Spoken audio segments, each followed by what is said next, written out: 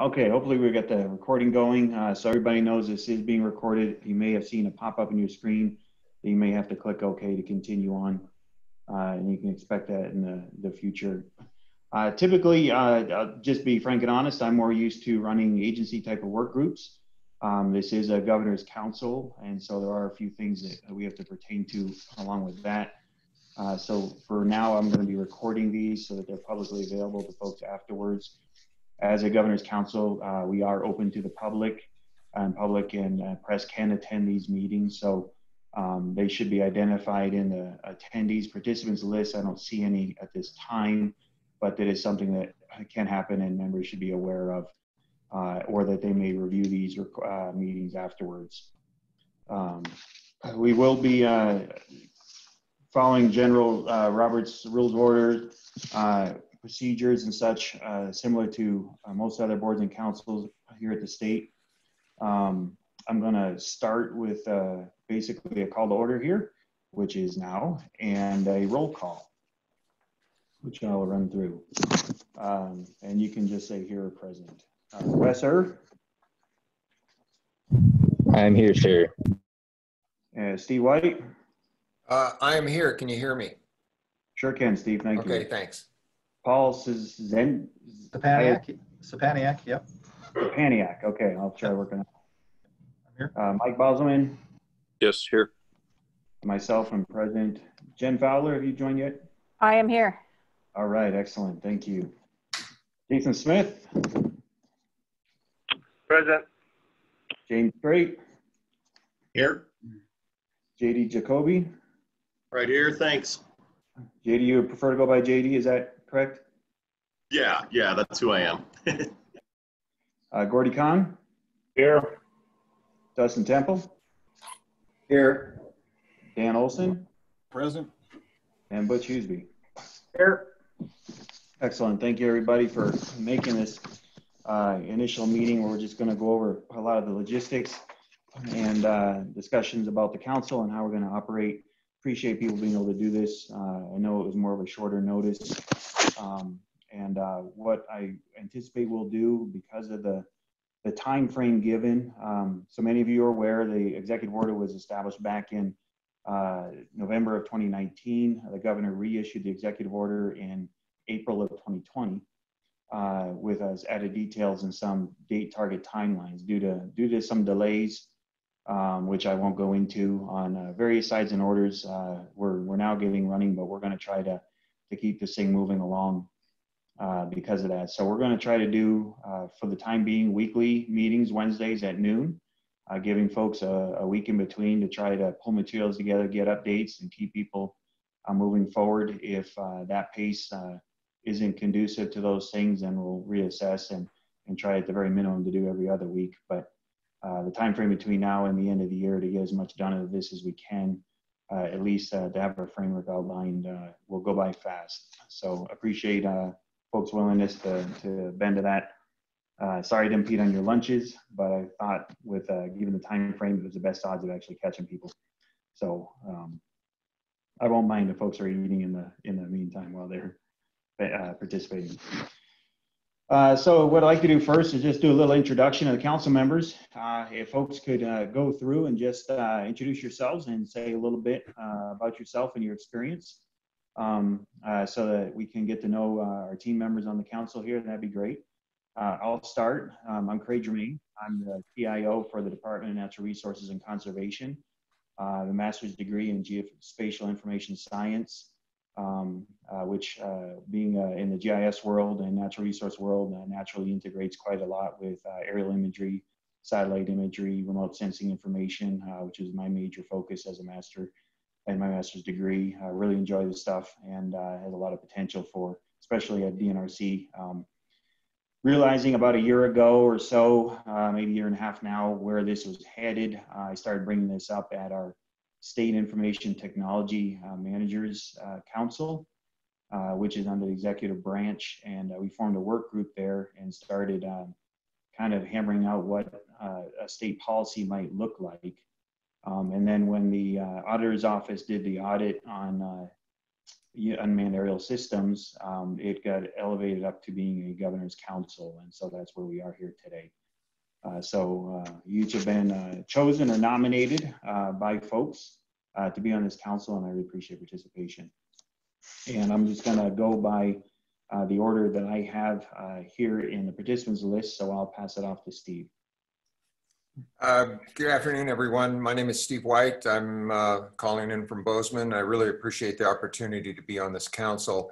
I was born in Bozeman, and presently I'm located about 3-4 miles outside of Bozeman to the west. And I graduated from MSU and Earth Sciences and Computer Science a long time ago. I was in the software business for 20-some years.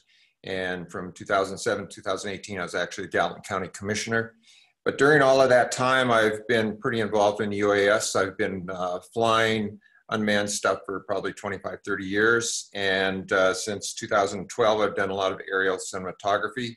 I'm a private pilot also, but since 2015, I've been pretty seriously involved in the aerial cinematography, working for MTN, which is CBS. I've also done stuff for PBS, and I've started flying a Hex copter with hanging a GoPro off of it, and works sort of good. And then elevated to a Cinstar 6 and a Cinstar 8, hanging Blackmagic cameras and some other DSLR cameras off at the bottom. Presently, I fly a number of Inspires, and that seems to do a really good job. I started out with a 333 exemption. I got, as soon as the 107s came along, I got those, and I think it's 2016 I got that. I have filmed in the U.S. Forest Service, filmed at MSU, and presently some of the stuff that I've done for CBS and MTN, we've been fortunate enough to be recognized for some Emmy Awards. And if you've ever watched any of the Under the Big Sky scenes that they produce, episodes for, all the stuff above the ground is my stuff. So I really appreciate being on this council, and I'm really glad to be able to share time with others that have a real interest in UAS. Thanks.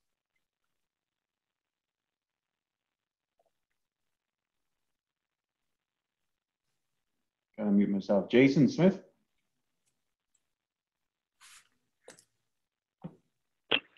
Yes.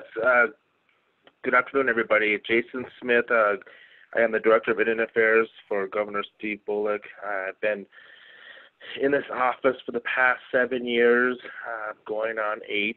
So, one of my major responsibilities is to really work with tribal governments, tribal communities, whether that's addressing, constituent concerns, or meeting with the government meeting with the tribal nation on a government basis, or developing policy, interacting with the governor, with the legislature, with agencies in regards to issues impacting what I call it Indian country. So I think this would be interesting in terms of how this plays into the role of other governments and what that structure would look like. So nice to meet everyone.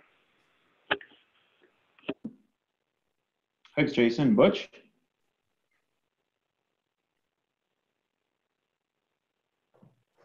I'm Butch Huseby. I'm the CIO at the Information Technology Division at the Department of Justice. I became familiar with some of this technology before drones even came around. Back in, you remember in 2002, the Utah Highway Patrol had the Olympics. And from that effort, the Utah Highway Patrol realized they had to clear crash scenes in their traffic system much more rapidly than they did prior to the Olympics, just because of the pure nature of the volume of traffic. And so those guys back in the day, in 2000, they started mounting 35 millimeter cameras to remote helicopters. And they would fly helicopters over the scenes to capture the crash information and then go back to an office and reconstruct it using photogrammetry. And from that time, we've evolved into the drone era, to where now, in my time I spent at the Highway Patrol and at the Criminal Investigation Division in DOJ, there's been a big need for crash scene investigation as well as crime scene evidence collection. So those are the two technologies that DOJ, or the two needs DOJ has for this type of technology, and why I'm involved, because I'm in my 3rd division now in Department of Justice, being involved with each area of criminal and traffic investigations that need it. So that's how I landed on this council, and now running the IT unit. We're the ones that help the divisions purchase and manage their programs. So that's why I'm here. All right, thanks, Butch. I'll go to Dan Olson. Hey, good afternoon, everyone. Dan Olson. I'm the CIO for Department of Livestock. We got into the UAVs for animal health and safety. Our primary area, we basically track any bison that come out of West Yellowstone into what we call our DSA, our designated surveillance area. Currently, we have one pilot FAA certified down in that West Yellowstone area. We're looking to expand possibly into our brands enforcement area, but that has a lot of other information that we need to gather before that gets going. So that's why I'm on the council. All right, thanks, Dan. Let's go to Dustin Temple. Good afternoon, everybody. Dustin Temple, Deputy Director, Fish, Wildlife, and Parks. Fish, Wildlife, and Parks is getting into this area as well for wildlife surveys. A number of our other states have started doing this. And I'm a private pilot, so that's how I ended up here. I thought I was going to get through a whole meeting without someone saying the word bison, and I failed again. So thanks, Dan.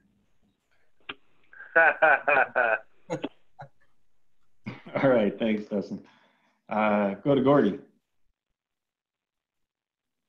I'm the division administrator over at the Property Assessment Division in Department of Revenue. It's our responsibility to appraise all properties in Montana. And usually the legislative session doesn't help me as far as staffing. So always looking for new technologies and efficiencies for our appraisers to use in the field to collect property data. I know there's other jurisdictions that have done this, and I've seen some great samples of how efficient it can be. So we're looking at, like I say, new technologies, partnerships. We would most likely probably procure services. I suppose we could have an appraiser trained in the drone technology, but it seems more efficient to me that we'd be buying services that are already out there. But yeah, any efficiencies we can use to capture property data, photos, all that stuff is what we're looking for. So I'm glad to be a part of the group. Thanks, Gordy. Let's go to JD. Howdy, everybody. I'm JD Jacoby. I'm the location commissioner for the state of Montana Film and Television with the Montana Film Office. I'm a member of the International Cinematographers Guild, have been for about 16 years. I've worked in film and television for 16 years in the industry. My main role with the Montana Film Office is I'm the location commissioner. So I pretty much vet every film and television production in the state as far as locations go, and work with local stakeholders and property owners in Montana to assure a mutually beneficial relationship between production companies and private property owners in Montana and other entities that exist. I've worked with drones on and off set. Typically, I'm not the guy that pilots them, although I have. When I do fly drones, it's more for location scouting. And our office has a drone. We actually have two. I've flown Phantoms. That's pretty much all I've flown. I'm working on my Part 107 right now. What else can I say about that? I'm usually the guy that hires the drone operator when I'm working, when I'm not working in the office and I'm working freelance. I'm usually the guy who hires the operator. Yeah, our office will be using drones specifically to scout locations that are more easily scouted by the air, remote locations, places like that. And then, of course, we maintain a roster of all the people that have Part 107s in the state through our database. And so when a production company calls looking for someone that they could hire to operate, we have a pre-vetted list that basically says who and who does not have their FAA license. We help to facilitate, production companies and any other media agency to find those people that are playing by the rules. So that's kind of one of the things we do. So yeah, that's really all I can say. I'm basically sitting in on this on behalf of the Montana Film Office and also to represent film and media and television in the state, just to make sure that we know what's going on. So that's kind of what we're doing. So. All right, great. Thanks, JD. Let's see. James, have we done you? I don't think we haven't done you yet. Go ahead. Sure. Afternoon, everyone. My name is James Strait. My official title is the Tribal and Cultural Resource Officer for Montana Department of Environmental Quality.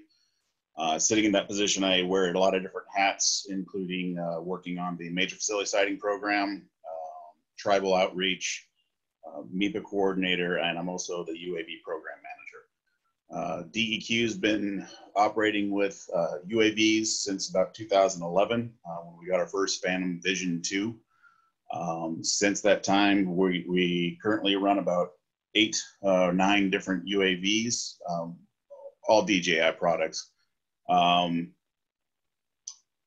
We use UAVs for doing site mapping for remediation plans, archaeological sites, mining prospects, open cut projects. So there's a lot of different things that we use drones for, and we're excited to be part of this council. All right, thanks, James. Jennifer? I'll go start my video. Good afternoon, everybody. I'm Jen Fowler. You can call me Jen. I'm actually have a split appointment between the University of Montana and Montana State University. So thumbs up for, I guess, go Grizz and go Cats. I'm always confused. And I'm actually sitting in Missoula right now, which you can see for the sign behind me. So for the University of Montana, I'm the director of our Autonomous Aerial Systems Office, which is our dedicated drone office. And then for Montana State, I work with a NASA higher education program, which is also, we're heavily involved with UAS research. And we established the office here at UM in 2015. Prior to that, I have been involved with aerial platforms since 2003, primarily with actually balloon-borne platforms and tethered balloons. And then it made sense in around 2007 to move over to some UAS and comparing data coming from those different platforms. Right now, we have 4 different grants that span the spectrum from engineering-related projects to data collection. We've really been focusing quite a bit on our workflows, particularly when it comes to aerial imagery and GIS applications. And I guess I'd also throw out there, I am a private pilot as well. So I generally just say I like flying things. Thank you. All right, thanks, Jen. Okay, let's go to Mike. Good afternoon, everybody. Mike Bosleman. I'm the CIO at the Montana Department of Transportation. I've been in this job about 15 years, and prior to that, spent about 15 in our maintenance division. So kind of have a combination of operational experience and the other part of my career running the IT department. I've also been part of the Montana Land Information Advisory Council for, I want to say, almost 10 years now. So I've been very involved in a lot of these related activities that council supports. The Department of Transportation obviously has a significant opportunity for using drones, and it has a significant investment in them already for a multitude of activities, design related, maintenance and operation related. So very interested, very involved, and I see a expanded program in our department very soon.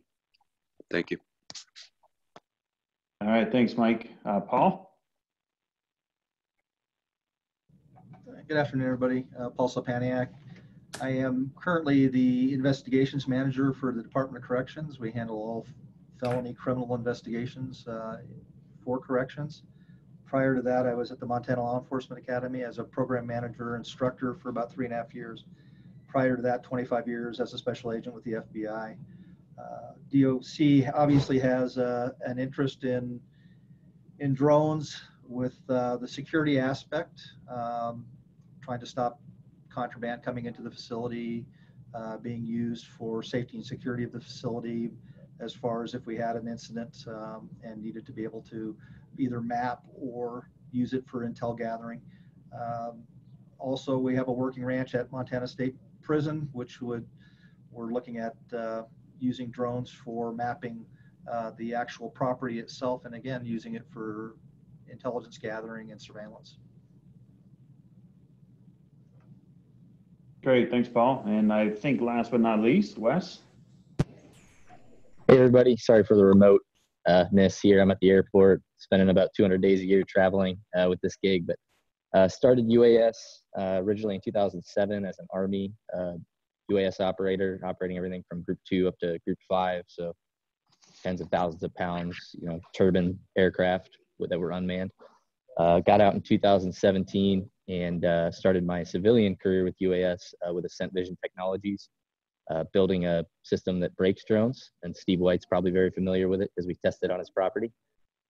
So we started with that. That's now a system that the Marine Corps and the Air Force fields overseas. And then last year, I finally went full-time over to Bridger Aerospace, our sister company, where I'm the director of UAS now. And our primary mission right now is we're using a Group 3 VTOL UAS to map large Type 1 fire incidents. So we've flown about 300 hours, I'd say, at this point as a program, over, I'd say, 2 or 3 dozen incidents across the country. Mostly in the Southwest, but a couple of things up in Montana and Oregon and Washington as well. So just hoping I can help out with, some of the larger systems that we might end up, exploring. And we've also had a lot of discussions with our local search and rescue and sheriffs and fire departments that have just been picking our brain, trying to understand, how they can maybe employ some remote sensing, either on manned or unmanned systems, but to leverage photogrammetry or some of the camera systems that we make, but they can get elsewhere. So any way I can help. Excellent, thanks, Wes. Okay, I think I got everybody. Is that correct? All right. I'm going to do a quick screen share here and move into the review of the executive order and the scope of the council now. The executive order is on the mt.gov web page under the governor's office, under the newsroom. There's executive order list, and you'll see the creating the Montana Unmanned Aerial Systems Council. That's the updated one. I think the main difference there is it has dates added to it. I'm going to switch over to council objective documents. I put this together to kind of remind everyone, help everyone go forward with the council and the scope of the council. There's a few things. So this basically is, I went through the executive order and kind of tried to synthesize what our purposes are and the scope of what we're going to try to accomplish. There's a lot of potential we can do. I think if everyone can see the background of our team here, there's a lot of diverse experiences and different objectives coming, and that was designed on purpose. I myself am not an expert on drones. I'm not a pilot. I have the geospatial background to leverage it for business use for the organization, for the state of Montana in regards to natural resource. Primarily in my agency, we're looking at trees and grass and other environments out there, wildfire and such. But as you can see, we got a few people on here. They're interested in livestock or fish and wildlife fish and game issues. We have commercial industry. We have private business people represented. We have people with experience in the military background, others with more policy use. Department of Justice, very different use than the natural resource. They're actually, looking at much more for justice activities and patrol and monitoring people. So there's a lot of different needs that we have to consider. And so a council under the executive order, we're an advisory council under the executive branch, I mean. Given that we're coming up on a legislative year, coming up with a legislative session, there may be the potential that you'll be contacted for about work with this council. I'm not aware of bill drafts out there yet, and it's a little early, but I don't doubt that there will be some coming. And so if you start getting questions from legislators on this, we are under the executive branch. Please let me know of those conversations. If they start asking a lot of questions, please refer them up to me so I can collect and organize and document the questions and how we're responding to them. Same thing if it's the media as well, so that we have a unified face going forward on the work of the council. And if you're talking about, you should have gotten the brochure from Stacy with your appointment, and make sure you take a look at that on the proper ways of representing your role on the council, and making sure if you're expressing a personal opinion, that you're identifying that clearly from the council. And that's where I would encourage folks to reference people up to me for those kind of conversations as we continue our work forward. And we readdress this as we get closer, if we start getting a lot of hits from folks on the work of the council. Part of the goal here is that we are developing something for state agencies and state government use of this technology. Very concerned. One of my big concerns is citizen privacy, and how do we leverage this to help people utilize this technology to do good things, but also to inhibit, head off, or mitigate misuse of this technology, and what is appropriate and what is not, and what is the state of Montana's policy going to be around the utilization of the technologies here and going forward based off this, because undoubtedly this technology will morph into something else in time. So the scope of the council, and if you need to at all, just try to interrupt me and get my attention if you want to ask a question or talk here. The purpose objectives coming from the executive order is to provide recommendations and strategies. And as an advisory council, that's really all we get to do, is provide recommendations on the course of action for the governor's office to implement, or others as appropriate, or as we identify. Generally, those recommendations will be adopted, and so they do have a lot of weight, but we aren't a voting board. It's not like we vote and then it becomes a rule or something for the state of Montana. What we're trying to do is be the experts that weigh in on the proper direction forward for the state. So that's where I really appreciate everyone's participation. One of those recommendations and strategies is how does the state centralize oversight and control of UAS programs? One of the things that the state of Montana has recognized, and a lot of governments struggle with, is duplication of effort on all kinds of things in all kinds of programs. And IT is one of those that we recognize. There's a lot of times where things get duplicated over and over among different state agencies. And is there a chance for better organization and control of the programs in the state? Along that line, centralizing information around those programs so that it's easily accessible and visible by the public, what's happening, what's going on. Organizing procurement was one of the main things in the executive order, and we'll be talking a little bit more about that here in a moment. And how do we procure drones or drone services? Now, since the talk of forming this council and since the audit by the legislature that really got this going, the Western States Contracting Association, that's the old name, isn't it? No, it used to be NASPO. I forget. No, it is NASPO now. They went through the RFP process and enabled state agencies to leverage that contract to procure drone services in short order. And there's a list of vendors out there that are on that list as well. So that's another avenue on procurement, but we'll get more into that. Organizing the data that's collected by the state. And how do we do that so that we actually know what's being collected, what kind of information, how is it reviewed, organized, and made available to folks. Developing policies regarding the use of unmanned aerial systems. And that's probably one of the things we'll end up spending quite a bit of discussion time about. And then ensuring federal compliance, FAA compliance, which some of you are more than familiar with, more than you'd like to be familiar with, right? And that'll be a major point too. Any questions on the high level objectives there or comments? Okay. Moving along, the duties of the council, executive board broke it into three major areas. Section 1 was the procurement process recommendation, and that is to develop some type of structure for a cost-benefit analysis to be conducted as part of the procurement process. This was something that came up in the legislative audit and presented to the legislators as some kind of cost-benefit analysis for these services.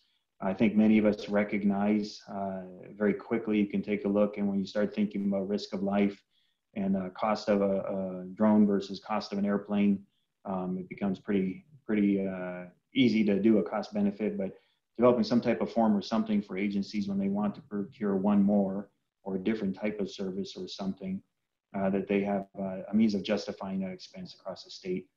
There's a lot of attention in the state on fiscal responsibility, and that's part of that process there too. And a reporting structure for those cost benefit analysis. I think I misspelled that word there, looks like.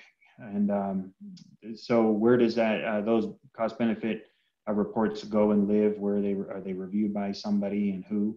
And where are they made available to justify the use of the technology? Developing the MUAS plan, Montana Unmanned Aerial Systems, as was dubbed in the executive order. In the plan itself, we may end up incorporating the procurement recommendations as part of that. Maybe as a precursor piece, we can figure out how we want to structure this as we go forward. But provide recommendations for how to best establish centralized oversight and control, again, from those objectives. And there were 6 points highlighted there. How do we establish centralized oversight and control of FAA compliance? Centralized records of all the gear that's owned by the state agencies and where it is. There was some talk about sharing of those resources, and there's probably different thoughts and feelings around that. Determining training and certification standards for UAS operators. What are the standards that the state of Montana must have in place in order to have someone be flying such a device, or from a vendor who they procure to be flying such a device on state projects. Determining reporting procedures for the procurement, training, use, and transfer of ownership, and then disposal of these devices. What do we do with them when we're done? And there'll be discussions there around safety and other things as well. Develop processes for interagency coordination, cooperation, and communication. How do the agencies and what should the guidance be for them to coordinate the use of this, the use of the information collected from it? One of the things that I've said in the past is it's not so much sharing the drone that has the cost savings thing, it's sharing the data. The data is actually what's really valuable. The drone is relatively cheap compared to the value of the data. And communicating that to others so people know what's available out there and don't do a redundant effort to collect the same imagery as somebody else collected 2 months earlier if they don't need it. And then identify best practices for UAS developed by both Fed, state, local government, and other organizations. Some of you are already knee deep in those best practices in your own maybe private business or consulting businesses. And different agencies have different level of experience. Some of them are looking at getting into it more. So for Department of Revenue, they're recognizing that this may be a technology that helps them do more with less, which is something state agencies are often requested to do, is do our jobs with less resources. And this helps perhaps make up that gap. At the same time, they deal with identifying people's private information in that. And is that something that's all available to the public or not? And what's the best practice around how they collect that information or do their assessments of property values, those kind of things. And then second, the big one is citizen interaction. What's the guidance for state agency use of unmanned aerial systems over private property? That one we see a bit across the board if you look at other states on what that is and what is state agency capability. We've had our legal, and one of the things you may notice that we don't have on the council is a legal attorney. So we'll be having to lean on outside resources for the council, and that's certainly fine. Some of you may be representing a state agency, and some of you may be delegates for your director. Most of us probably are. And you may need to lean on other people in your agency to help support the council or to be part of a work group or something. That's fine and great too. If we get resources in that can help us do a better job and more efficiently, that's fabulous. And leaning on a state agency or a Department of Administration legal recommendations will be certainly something we're going to have to look at some point. I started to say we had our agency looking into what are the privacy rules for in the state of Montana, what kind of statutes are out there, and there's actually very little to give us guidance that it's already statutorily established. And my suspicion is that is something that we'll see coming in the near future. There's been several attempts on it in past years. What is the best practice for government use over private property? Citizens' right to privacy, and then what do we do with intentional or unintentional collection, handling, or dissemination of personal information, or even more personally identifiable information, and what is the acceptable level of what is or isn't that, and how does a state agency handle that? In our agency, one of the discussions has been, let's say we go collect imagery, how do we review that imagery to make sure that we aren't identifying someone in their location and such that maybe we shouldn't be identifying? So is there a method we have to scrub the imagery before it becomes a publicly available data set? And how do we handle what is part of publicly available information? Another word would be a part of a state record versus what isn't, and what is a process agency should be looking at for that to ensure they maintain good protection of citizen information. Processes or systems for UAS data requests by others. Citizens, other private organizations may want to put in a request for data collected by the state. The state does run off taxpayer dollars and resources, and citizens may want to have that.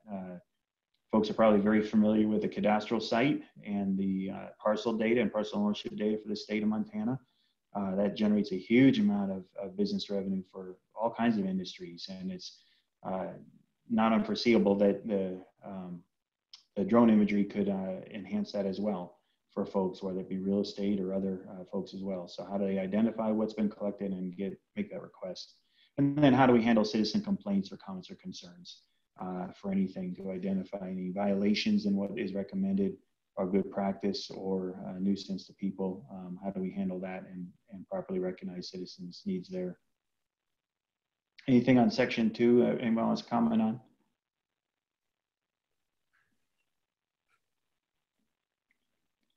Okay, in section 3, research, coordination, and integration of processes and systems with the Montana University system. Avenues for the university system integration into central oversight and control. Coordination of training possibilities within the university system for state agencies, and processes for procurement of UAS equipment or software or training or related items. What is the role for the university system in helping to facilitate this? And I think part of that came about because of the recognition that the university system had developed quite a bit of these things for themselves, much more so than a lot of state agencies had, and there was recognition of the value of their expertise there. As well as some of you in the more private industry have that as well, but that was less visible to the legislature when they were reviewing the audit. So out of all that, we basically have 3 deliverables that we have to do as the scope of this council. It'll be identify some type of recommended procurement procedures, develop the Montana Unmanned Aerial Systems Solutions Plan, and inherently a recommendation on the university systems integration and coordination with state agencies and going forward. And that, I think, was worded very carefully in the executive order because it's kind of a two-way partnership. The state probably would love to lean on the university system to help with some of these things, but the university system may or may not have the capacity to facilitate that in the same manner, or may need some augmented type of service to do that. So some kind of recommendation there. And then there'll probably be other recommendations on things that we may put forth and have a list, oftentimes referred to as a parking lot, of other things that the state should be considering going forward that maybe falls out of the scope of the council here, but you may recognize with your expertise that the council or a council in the future, or legislators or the governor's office, somebody at the state is going to have to deal with this. And they're going to have that out there. So as I go through this, one of the things that hasn't been talked about is insurance requirements and liability and such. Where does the state fall on that? And how do we handle that and recommend guidance on that? It may be that we're able to build that into what we do, or maybe we say the state needs to consider this too. And maybe there may be something else that I'm not even coming up with right now. So that'll be kind of our objectives, and we're going to continually be coming back to basically this type of document to outline the work we're doing to make sure that we're staying on track, because the technology capabilities and different uses and representations could really expand. And we have to make sure we try to at least come up with a framework for dealing with that. And that is the word that we've been using in the past, is develop a framework so that when you have a new use or a new idea come forward, people can adapt the framework policy that we may be developing in this plan to their particular use, which we may not have considered specifically. So, all right. Any comments or questions so far from any of the council members? Craig, this is Steve. I have a quick question. This document that you've shown us is a great document. I was wondering, is that going to be out on the Share or Microsoft Share, or is it going to be available to us, all the documents that you're going to show on the screen? Steve, that's a great question, and it kind of leads right into the next topic I have here. Okay. So if and I'll talk about that. Anybody else have anything else on this first? Yeah, Craig, I had a question. This is Gordy Kahn over at Revenue. And this might be a recommendation out of the plan, but was there any discussion on looking into what Montana code, administrative rules, other things that might need to be updated to clear the path for use of drones, like let's say over private property, for example? You know, so like I said, my attorneys had looked into some of it, and I did a review a year or so ago for a presentation down at the GIS, GeoCon, I think they call it here in Montana. There's been several different attempts at rules and code. I think there's only two currently that actually became law. One was restricting people's use of these around wildfires, because that inhibits the safety of pilots and such, and we have to ground our planes. And so there's a protected space around those type of emergency events of wildfires. And the other was the one passed last session towards using it for crash scenes of the Department of Justice when they have incidents that the patrol people can put a drone up, take pictures of the scene, and clear it a lot faster. And that one went through quite a bit of good support. I think it was like 98-2 or something like that on the vote on the House side. I'm not aware of any others. Does anybody else have anything else? I know some of you looked at that too.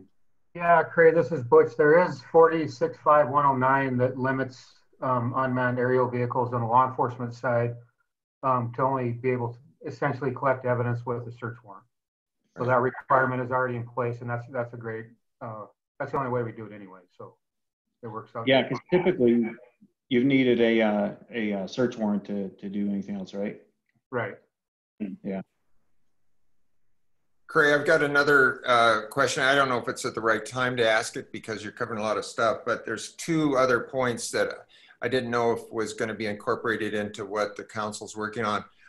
One is what the FAA is proposing, this 300-page document or whatever on remote ID, which could have a significant impact upon the use of the UASs for not just private industry, but it could have a dramatic effect on the state. And so it'd be something it's not put forth by the FAA, might be by the end of the year and early next year. The other thing is I'm hearing, and I don't know if there's legitimacy to it, is a restriction on mainly at the federal level, but if there's grants achieved by the state or by the local jurisdictions for not allowing government money to be purchasing Chinese-made equipment. And I didn't know if that could be incorporated into it either.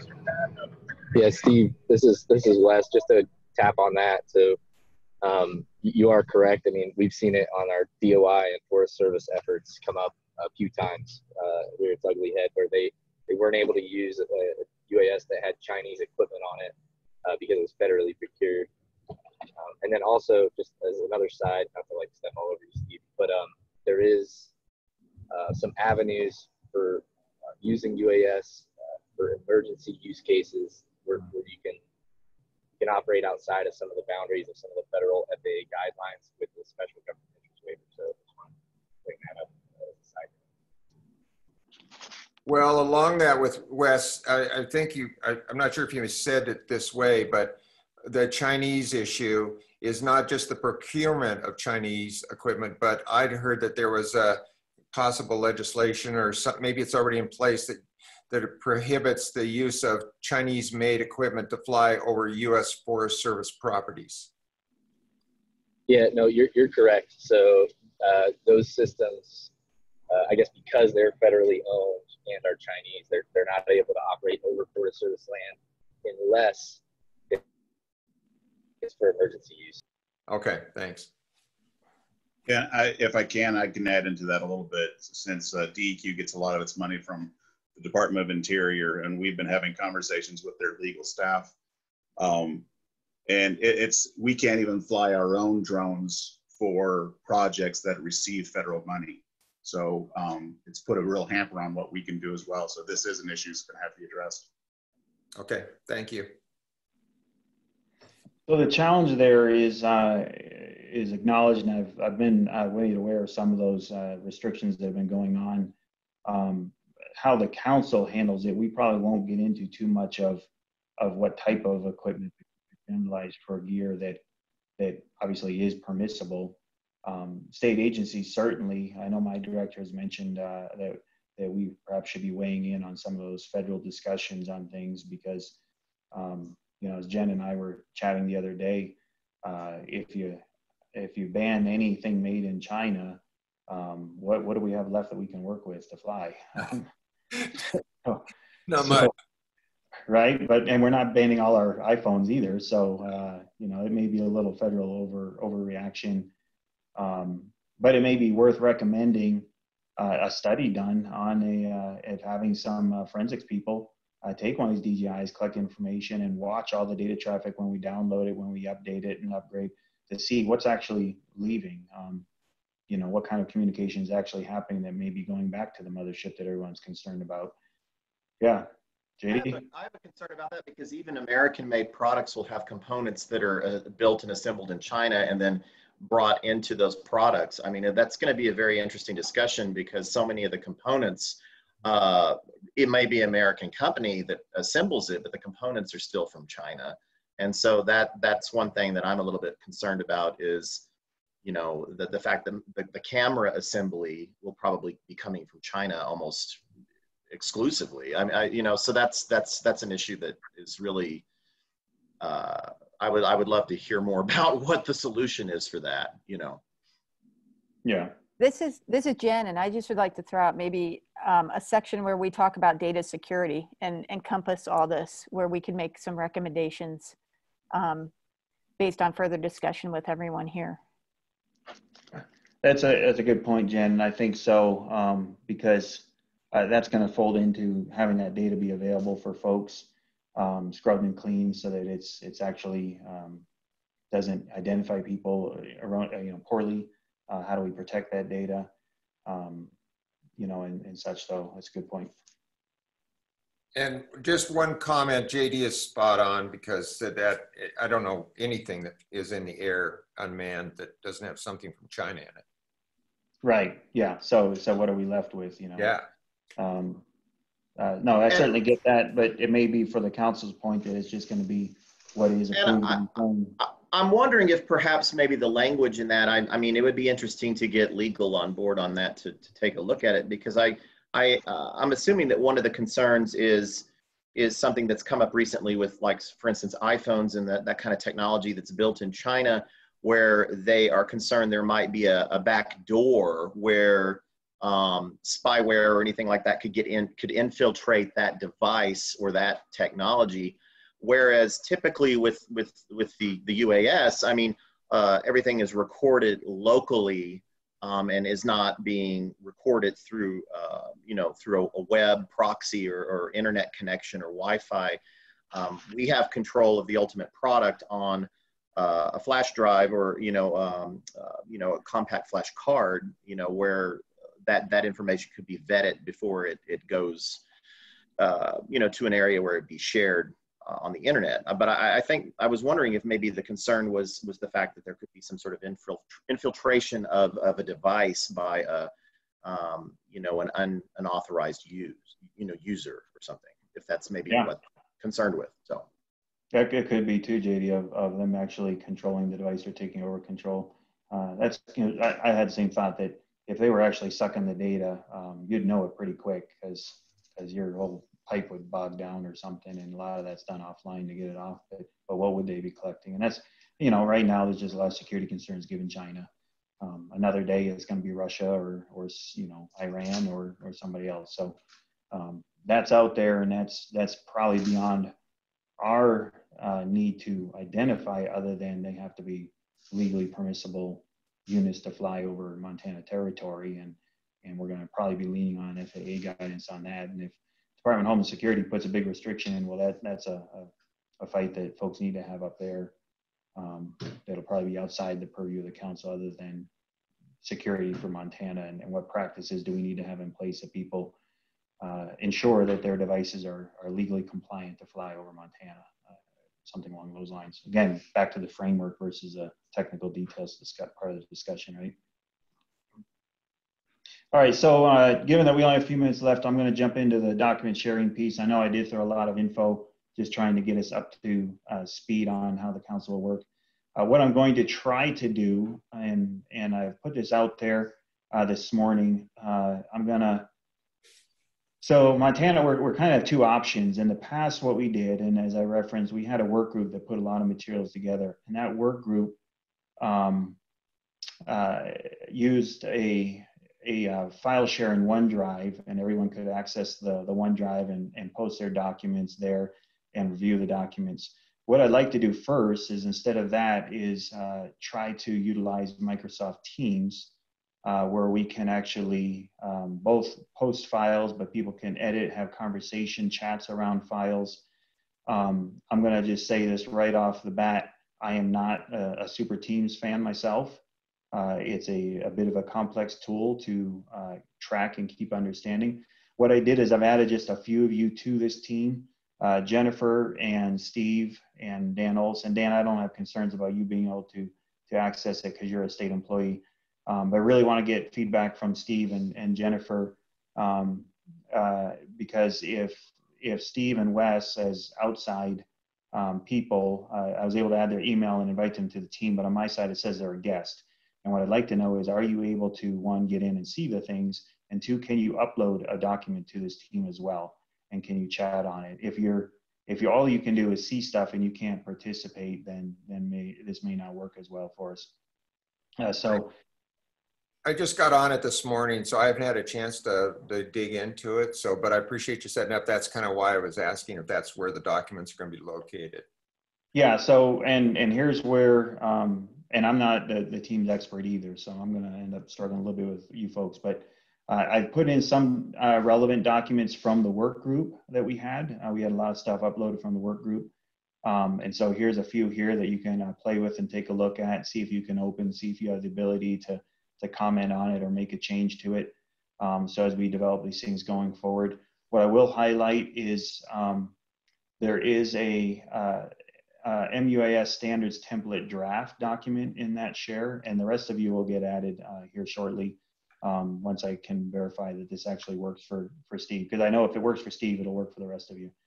And that document, I think I have it open here for a second. I'll just bring it up here. And I'll mention I have access and I can edit. Okay, good. Thanks, Jennifer or Jen. I thought you might be in the same boat as Steve, but because you're in the university system, the state's Active Directory sort of handshakes with the university. I wasn't sure if you were the best test. Yeah, I actually had a few extra questions I had to answer and get a code to be able to get in, but then it was seamless. And it worked. Okay. Yep. It looks okay to me. I'm able to get into the documents here, and yeah, it looks like I can edit them too. So yeah, I'm looking at the documents. So for me, it worked great. It was really fast to figure it out, but Good. Looks good. Thanks. Excellent. All right, good to know. Thank you. And then so we'll get the rest of you access to that as well. I thought I had this one open here, but apparently it doesn't look like I did. So anyway, so for the sake of time, I'll just talk about it. So that that draft is the. Let me get back to my screen here. One thing I may need from folks is a little help on taking notes in some of these meetings, but I can't do too many things at once here. So that document is a draft that was developed from the work group that we had at the state working on this. In all fairness, I think both James and Jen did a lot of effort in that document. So if you open that document, when you have access to it, you'll see notes put in of comments from either myself or Jen, maybe a few other people as well, and that's where those come from. We can end up scrapping the thing, we can end up leveraging it. Part of the goal of that work group was we saw the writing on the wall that this council would eventually come to fruition, and what we wanted to do was provide a framework that the council could take and then hopefully run with or build off of to help shorten the work left for the council to do. So hopefully that will be of some use to us, but we may cut and paste and reformat the whole thing, but that's what that is there. All right, so so to wrap up here, we'll meet again next week. There's a couple other things that folks may want to take a look at. One is the state procurement website. So we'll start with discussions on procurement. What I do anticipate is working on these multiple sections simultaneously. So based on what I've covered, please be thinking about the roles that you could help play to help us fill out these things. I'm going to see if I can jump through different pages here. Are you able to see that document there, the manual? Yeah, okay. So this is the State of Montana Procurement Manual. If you go to their website, I gotta get this down where I can move it a little bit. So the State Procurement Bureau is part of the State Financial Services Division, and that talks about procurement requirements for the state of Montana. They do have forms and guides is where I got this. So if you want, and we can always post a copy to the team site. This manual goes into state procurements and how you have to do procurement. So in a nutshell, if you're spending less than $5,000, you pretty much can just sole source and go buy it from a vendor. If you're spending between $5,000 and $25,000, you have to do at least a limited solicitation where you get at least 3 bids from different vendors. If it's over $25,000, you basically have to do a full request for proposal. That generally takes 4 to 6 months in order to identify the vendor by which you purchase services. All state purchases basically have to go through this avenue to give all public and private entities the fair ability to compete for state business. And so this is where this gets set up. And so, so keep that in mind. Those are rules that we don't have the ability to change, but there are ways of working and flexing around these. And that National Association of State Procurement Officers thing I mentioned was one of those. They did a national RFP for drone or unmanned aerial system vendors to participate. They had to meet a lot of requirements and be vetted, and then they could sign on that contract. And I think others can continually sign on if they meet all those requirements as well, so that state agencies can leverage those services without having to do a new RFP every time they need one. Obviously, if we have a wildfire, we need something here in 12 hours. We don't have time to do an RFP or limited solicitation. We need to be able to get somebody, but if it's a big bird, it's going to be a little bit more than $5,000. And so that's one of the mechanisms for that. So as we go into state procurement and procurement guidelines, that's the framework that the state operates in. Part of the discussion will be around, so let's take a drone. Is it a piece of IT gear or is it an airplane? Which path does it fall under? Does it have to get state IT approval to purchase, like many other purchase requests, because it plugs into a computer, or does it actually fall under more of a category of a plane or aircraft, and and follows a procedure that's outside of that through a different office in the state. And so those are some of the discussions we'll need to be having on that. So I'll get materials up there, get people into the team. Please start taking a look at those materials, take a look at the procurement stuff, and we're going to start diving into stuff next week on that. Any other discussions or thoughts on this or anything we've said, or to start hitting off next week? Craig, there is also that document. I don't know if it's out. I didn't look at the list here close enough, but I guess it's not there. Maybe. The one you shared? It's the one that that the Legislative Audit Division did that kind of kickstarted this entire discussion, and I think that's really for me, it was a worthwhile document to go through and look at. Yep, and we can throw that in the team site as well. Thanks, Steve. It's a good point. I just put in half a dozen that I grabbed, so we had something there to look at, and we'll add more to it. And you folks will all have the capability of doing that as well. If you find a relevant document, put it in there. If you find an example of a framework, let's say on UAV security practices from another state, you're like, oh my goodness, they already did all this homework. Great. Let's not reinvent the wheel. Throw it in there. We'll borrow from it and maybe leverage that structure if it looks like it makes a lot of sense. We're not the only state or organization to be doing this. So, and we're late enough in the game. Hopefully there's some good examples out there. Some of them are in the site, which we'll bring over, and others you may find from your own experience as well. And I encourage folks to get them in there. And then we'll try to highlight the good ones that we can reference and move off of or work off of. All right. So typical with council things, is there any public comment? I have not looked at the list, but I don't think we had anybody else join. I'll take that as a no public comment. And otherwise, we'll meet next week, Wednesday at noon again. Same. I'll be sending out a new invite. It'll probably have a different Zoom link channel on it, but it'll be a series. So from then on, hopefully the same link will work. So this one probably won't because it's randomly generated. But the next one hopefully will be good for the series that I'll put out for the next few months. And then you'll be able to use that same link. Looks like everyone got it working today, though. That's great. If there's nothing else, we'll adjourn the meeting. Greg? Yeah. Quick question. If we're kind of migrating our jobs to Teams, are we going to start moving the video conferencing to Teams as well? No, for a couple of reasons. One, my understanding is Teams doesn't work so well with people that are not in the state network. Okay. And two, my agency's become a lot more comfortable with securing a Zoom meeting and how to control that. So if we do have the public or media start to attend these things, I'll be working on a structure to make sure that we can identify who may be sharing content and the ability to remove them from a meeting if they become disruptive and that kind of thing.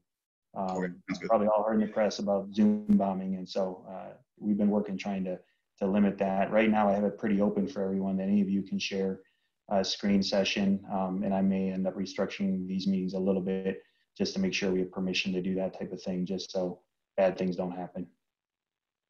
So thanks everyone. Jason, thank you. I didn't mention the tribal impact earlier as part of the diversity of our team, but there's certainly that as well. So I appreciate everyone's work here and attendance, and we'll see you guys next week. Thanks, Greg. Thanks, everybody. Thanks, Greg.